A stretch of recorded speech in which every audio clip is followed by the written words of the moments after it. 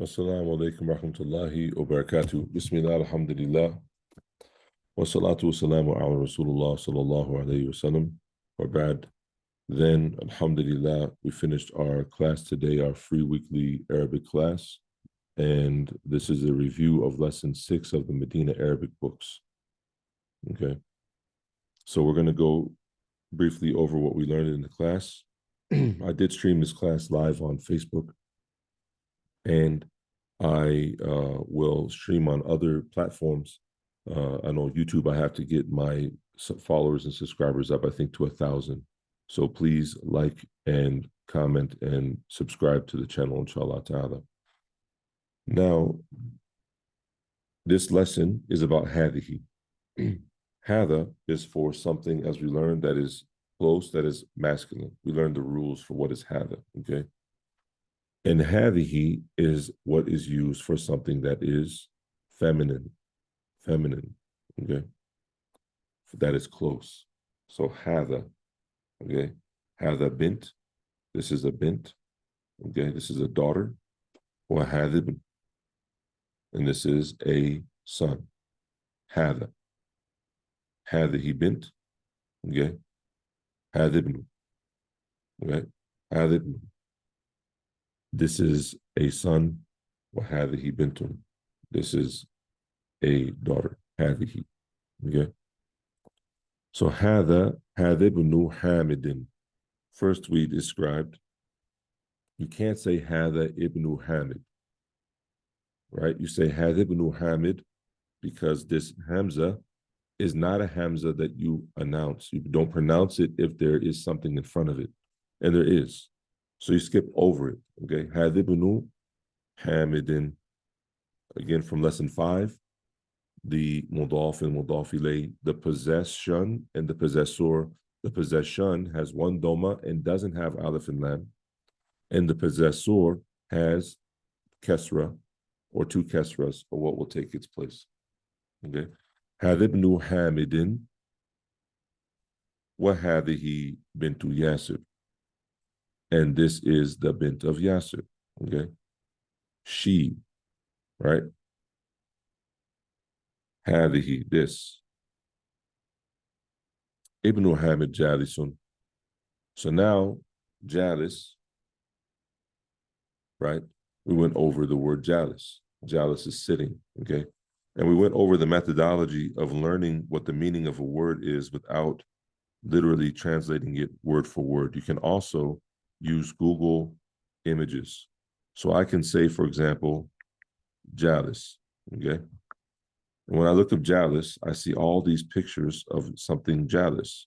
Oh, and you can Jalis on a chair. He's Jalis on the floor. She is Jalisa. Or that's a male. I don't even know nowadays.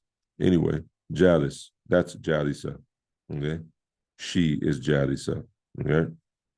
If that is a he, I can't tell. Okay? Jealous. Kids jealous and animals jealous, and they're all jealous. Okay? So I understand what the word means, right? So Hamid is jealous. Okay, I'm sorry. Ibn Hamid is jealous, and Bintu Yasir is Waqifa. Looking at the picture. Now that I know what Jalis means, and I know who Ibn Hamid is, then Bintu Yasir is Waqifa. The tar marbuta here shows femininity, and it is used to describe the female, okay, or the thing that is feminine, okay? So here, Waqifa must be what she is. And because I know what Jalis is, I should use my critical thinking to imagine that they're telling me the opposite. Because that's what you usually will do when you teach a word. You can teach its opposite. And I gave the example that if I have a fire truck and I have a car, and it's a red fire truck and a blue car. Let's say, for example, you never knew what a fire truck is, and you never knew what red is, and you never knew what a car is, you never knew what blue is. But I show you the fire truck, and then I zoom in on the red, and I say, you see that? That's red. On this fire truck, that's red. And then I point to the chrome on the bumper, and I say, and this chrome, this is not red. This part of the fire truck is chrome. It is not red, right? Then I said, and this is blue.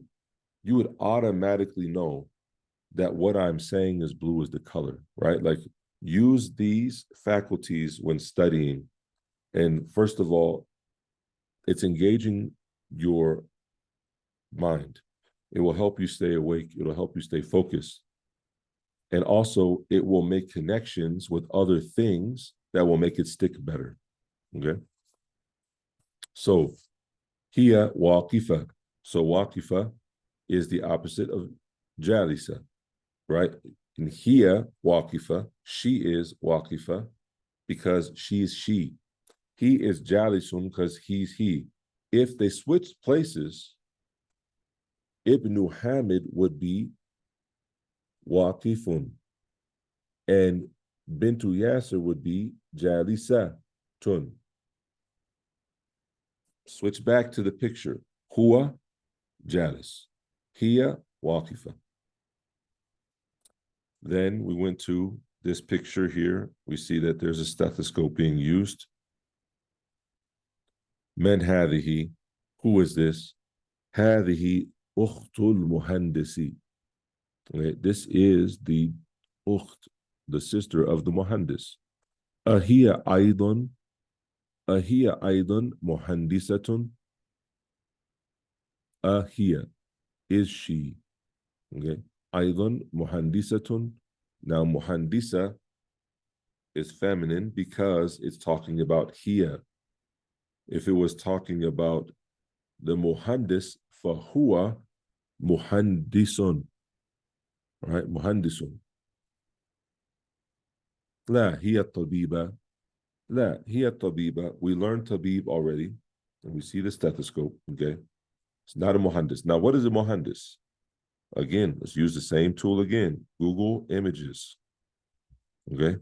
Just go to Google search bar, and then you can type in al-muhandis. Al-muhandis. Boom. Here, it's even in English. Okay. But without the English, just say, let's look at the pictures. Okay. Muhandis, muhandis. Hiya muhandisa. Huwa muhandis. Fahamt? Yes, you did understand. Ahiya aydun muhandisa, la hiya tabiba. Then we learned that objects can also be masculine and feminine. This Chevy Caprice, okay, is European or whatever it is, because the driver's side is on the wrong side. Anyway, that's a little note. This Sayara, okay, this type of Chevy or this type of Sayara is a Chevy, okay. هذه سيارة. هذه سيارة. هذه, this is سيارة, a car. Car is feminine. So not only are some things masculine, qalam, kitab, but also some things are feminine. Here's an example, sayara. Okay, a sayara. Okay, sayara to men hadihi. Sayara to men, the car of who? Okay, mudaf and mudaf ilayh. Whose car is this? هذه سيارة المدير. سيارة المدير. Okay, this is the car of the principal. And we went over the benefit that Chevy, that's not a cross. Okay, this is a bow tie. If you look at the history of Chevy, just as a note, it's a bow tie. Okay, it's a bow tie. All right, so it's not a cross. I just wanted to make that note. It's not a cross. Okay, and a mikwa is an iron. Okay, And then we learned daraja, sa'a. Here we have mil'aka and al-qidr.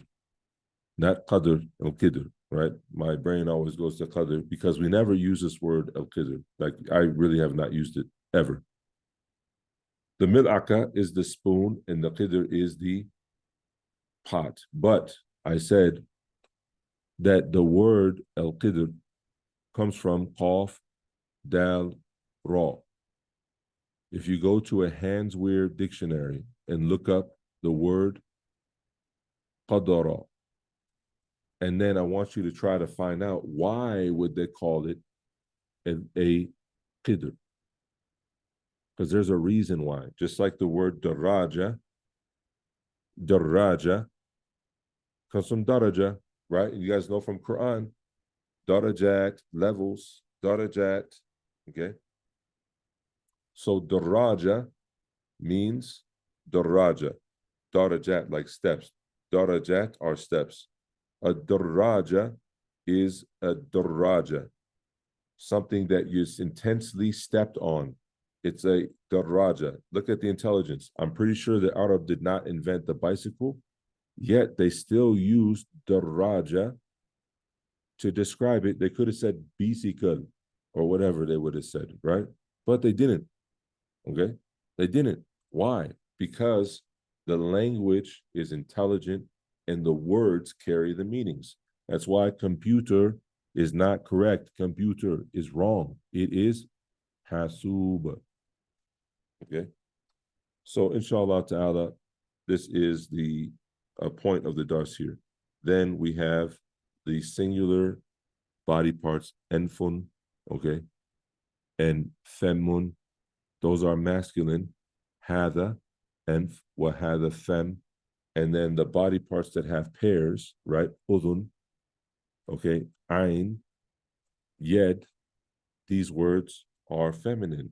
We say, hadihi udun, wa hadihi yed, okay, wa hadihi ain, okay. This is the lesson. We have our homework with this. If you want to join our classes, they're every Saturday morning, 7 a.m. Mountain Standard Time. Please send me a message. I will add you to the WhatsApp group for the link, inshallah. Jazakumullahu khair. Anything that I said is correct is from Allah and His Messenger. Anything that I said that is not correct is from myself or shaitan, and Allah and His Messenger are free from it. Assalamu alaikum wa rahmatullahi wa barakatuh.